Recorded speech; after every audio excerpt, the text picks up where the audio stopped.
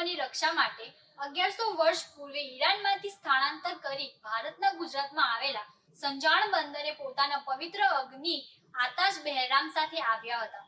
દૂધમાં સાકર સમા ભળી જનારા પારસી કોમ આજે દક્ષિણ ગુજરાતના વિવિધ વિસ્તારોમાં સ્થાયી છે.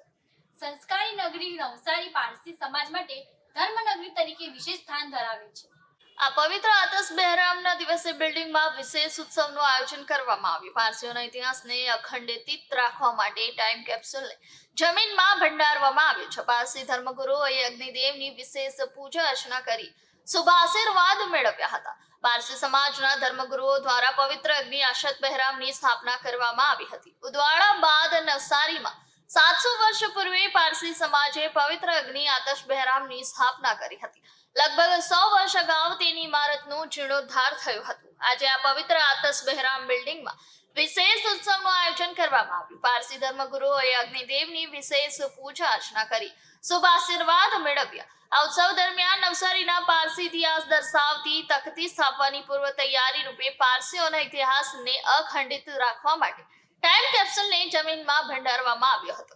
ઈરાનથી ભારત સુધીના મુસાફરીના પ્રસંગો, પવિત્ર અગ્નિની રક્ષા, ધર્મને જાળવી રાખવાની પરંપરા અને ભારતમાં રહી સમાજે હાંસલ કરેલી પ્રગતિના પર્વો આ કેપ્સ્યુલમાં લિપિબદ્ધ છે.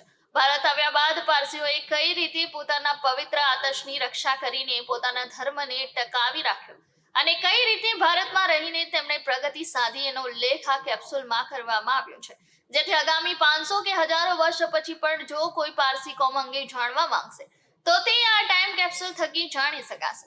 આમાં ઉત્સવમાં પારસી ધર્મગુરુઓ સાથે પારસી સમાજ મોટી સંખ્યામાં ઉપસ્થિત રહ્યા હતા.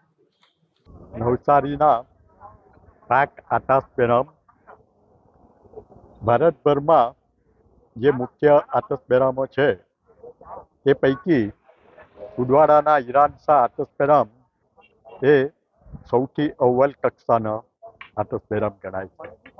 અને ત્યાર પછીની બીજી કેટેગરીમાં નવસારીનું આતશ બહેરામ આવે છે. મુંબઈ, સુરત, નવસારી, ઉદવાડા વગેરે સ્થળે જુદા જુદા આતશ બહેરામો આવેલા છે.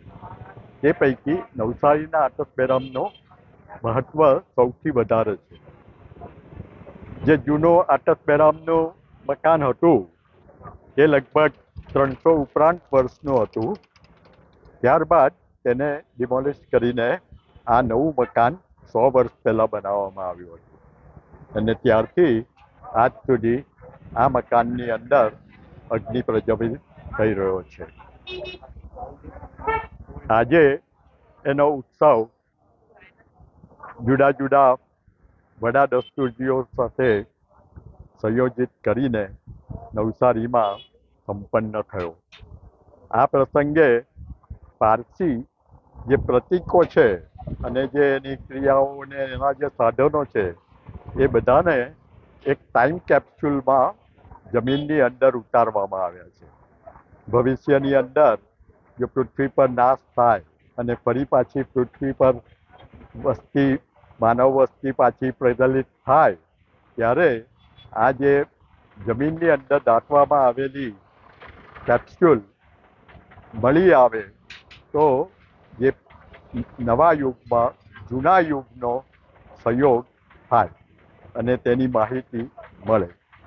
એટલે આજનો દિવસ આ નવસારી માટે અને નવસારીના પારસીજનો માટે ખૂબ જ મહત્ત્વનો અને એક સીમાચિહ્નરૂપ બની રહે.